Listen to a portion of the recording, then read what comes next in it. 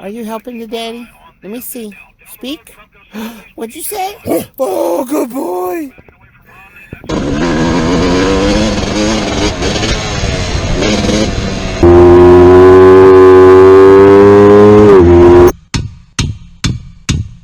Ow, you dog!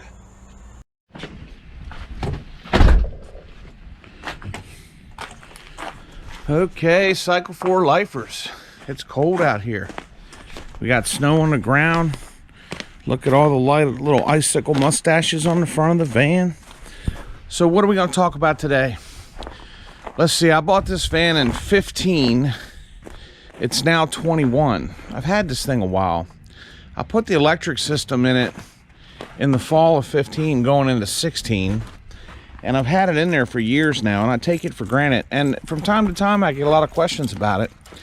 So if you're living in a van, you know, maybe you're retired and you're traveling the country, or maybe you're between jobs, or I've lived in this van a few times between jobs, moving and stuff. Like if I had a job in Virginia and then I got a job in Georgia.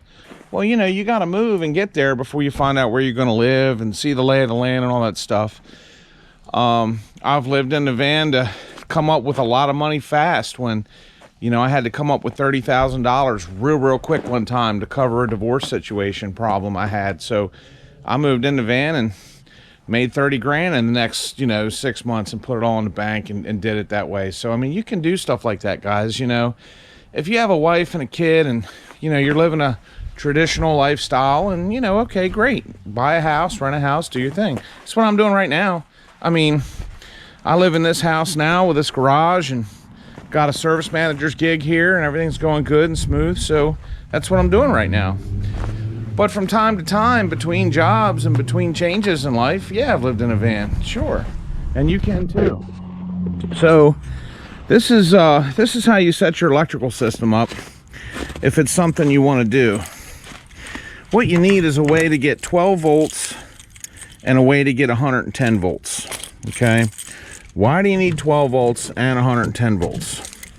Why do you have to do that? Well, I'll show you. A lot of the televisions that are out there that are designed for being in RVs and vans and stuff like this one are 12 volt. So here's my 12 volt power plug, goes in my TV, and I run it back to, this is a rig runner. Ham radio guys use this. My buddy Rich helped me set this up. Call out to Rich, my good buddy down in Annapolis. Love you, buddy.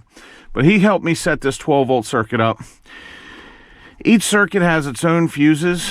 Right now the battery's at 12.7 rest. I was driving it earlier and there's 0 amp draw on it right now.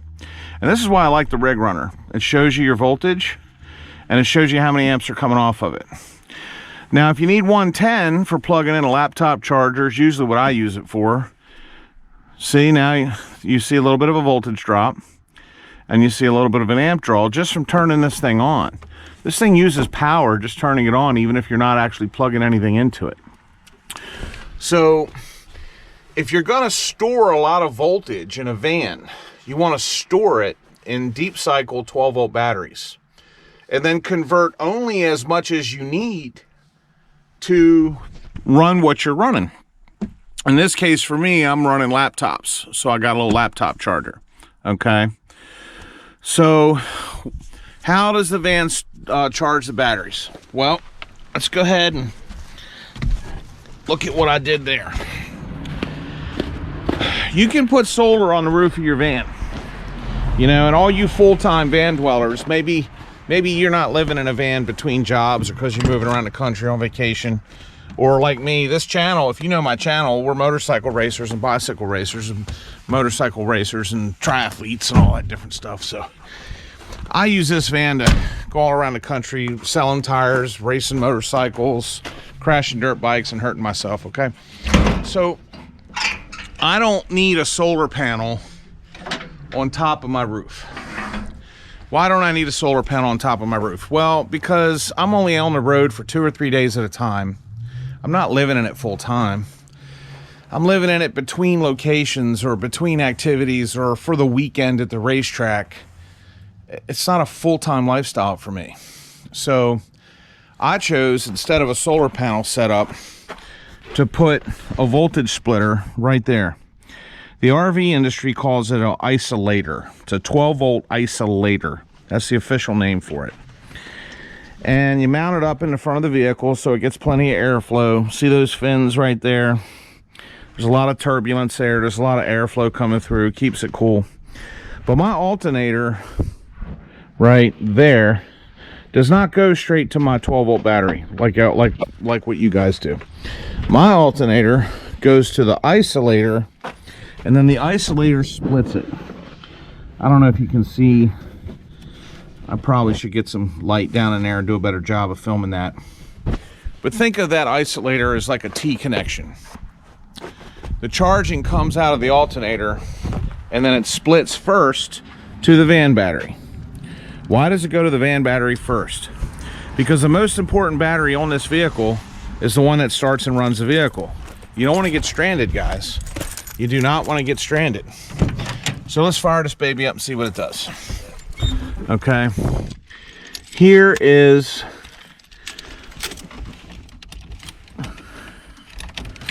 the meter on the van. Okay, you see it's dead. Turn the key. It's on. It's reading. It's reading the battery, but it's not charging. So we turn the van on. Now you see the needle going up. Why did the needle go up? Well, because voltage is going into the center of the isolator and splitting it out. It is first and primarily recharging that battery. I hope I'm not yelling in the camera. Sorry if I am. But its first purpose is to recharge the battery on the van. After the house battery, the vehicle battery gets fully charged, which this one is really topped off. I drove it today already, so it's really topped off. That isolator is almost immediately going to start also charging the house batteries. Okay? So what I did was I ran a big, thick cable from the isolator back under the van, and we can do a video on that if you guys want, how you put corrugated protection all over these positives. I ground the batteries right back to the frame of the van, and I ran these hots through 2 fuses. Look how big this fuse is, guys. You want some serious fuses on that charging system, okay? If you don't do that, and that wire gets scraping up on a frame rail somewhere, you will cause a massive fire. So seriously, I want a fuse on both ends. I want one back here by the batteries where it comes in, and there's another one up front by the isolator right here, right there, where this cable runs back, goes under the van, and goes back to the house battery. Okay, so either and both ends of that long positive that goes from the isolator to the house battery need to have big 80 amp fuses on them.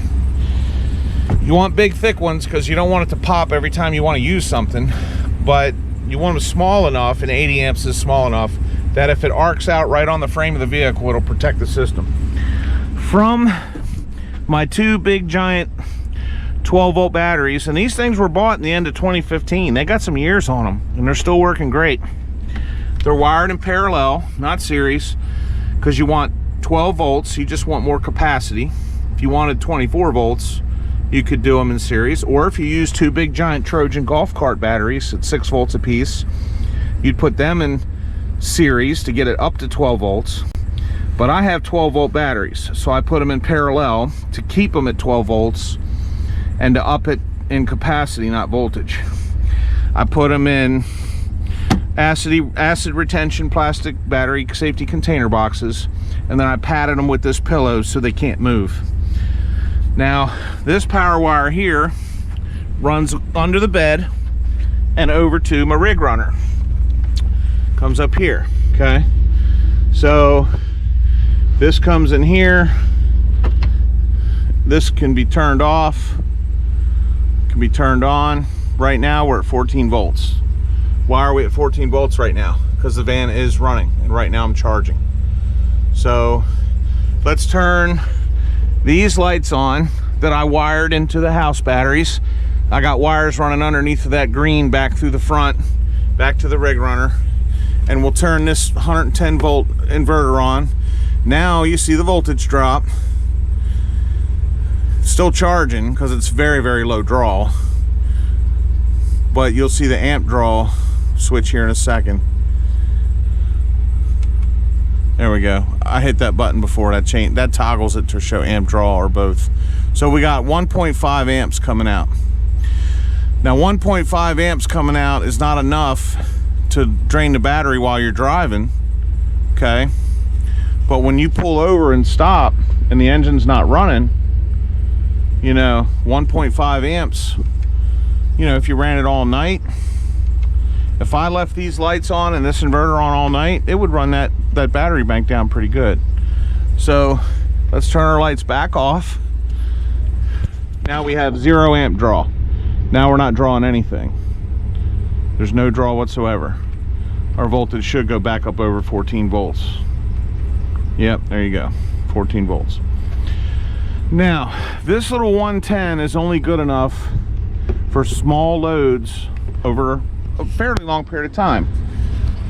What I mean by that, you could charge a laptop for a couple hours, no problem. Never kill the batteries. Those two big deep cycles will take that, no problem. Let me show you what I did for high load, short duration situations. Like, for example, let's say you needed to run a drill to repair your vehicle. You're out on the road and you need to drill a hole in something. Or you need something electrical for, you know, whatever, a sander, whatever. Well, I put one of these mama jamas in back here. Okay.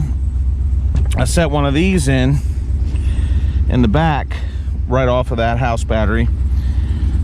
Now that can put out some serious power. I've run drills off of this. I've run sanders, circular saws, all kind of serious power tools right off of those batteries. But you can only do it for a short period of time. If you try to run power tools off of that setup, you will kill your batteries quick. But in an emergency, if you need it, and that's what you got to do to get home, well, you do what you got to do, right? So I believe in options and versatility, but with options and ability comes responsibility. You can't leave that on. If you leave that on like that and leave something plugged into it, even if the tool's not running, just the fact that you left it on will kill your batteries quick. So that's how you set up a mobile van that you live in, whether it's recreationally or permanently or whatever. I mean, I've lived in this van up to weeks at a time before. So, I mean, you know, it'll do it. It's not a problem. But right now, I just use it recreationally because I got a service manager's gig up here in Ohio. And I've rented a house with a garage, and that's my full-time way of life right now. But I've been on the road racing professionally in my life, and even as an amateur, selling tires alongside of it to try to make money and make a living. And you know, you can do what you got to do for a reasonable period of time like this. You know, there's my Mr. Buddy heater, you know, that keeps the van warm. Crack a window in the front. There's poor ventilation in the back anyway. It cross draws. Get one of them cube systems to put some clothes or some food in. Get you a little camping stove like that one to cook some propane on. You know, put you a little, I don't have one in there now because I don't live in a van right now, but I have had marine style porta potties, you know, professional cassette type toilets in there, where you take a cassette and properly and hygienically, you know, change it out and all that stuff, like a real RV, you know. The sky's the limit in what you want to do. I'm not bothering with all that right now because I live in this house and I'm just using the van to camp out at the racetrack, you know, when I go motorcycle racing. And there's always shower houses and bathrooms and stuff there, so I don't need to keep a bathroom in my van right now, but I've done it. So, you know, set you up some hooks, get your silverware up there, get you Get you a television or have your laptops in there. You know, a warm sleeping bag on a padded bed. Nice electrical system. You know, you could, if you wanted to, plug a very simple basic 12-volt cooler in here. Keep some food cold. If it's summertime, you want to keep some cheese and some milk cold. I've done that before. There's a lot of options with this setup, guys. There's a lot of things you can do, you know. But if you need 12 volts to power 12-volt coolers or 12-volt televisions, you know, that's easy. Just wire a deep cycle battery in with a splitter. Please, please, please don't make the mistake that some of my friends have made, that I told them not to, and they tried it anyway, and it does not work. Please, please, please, please, please do not just put deep cycle batteries connected to the truck battery in the back of the vehicle, thinking that all that extra capacity is going to get you through the night without a problem. It will for a long time. You'll be lucky for a while. But eventually the day will come.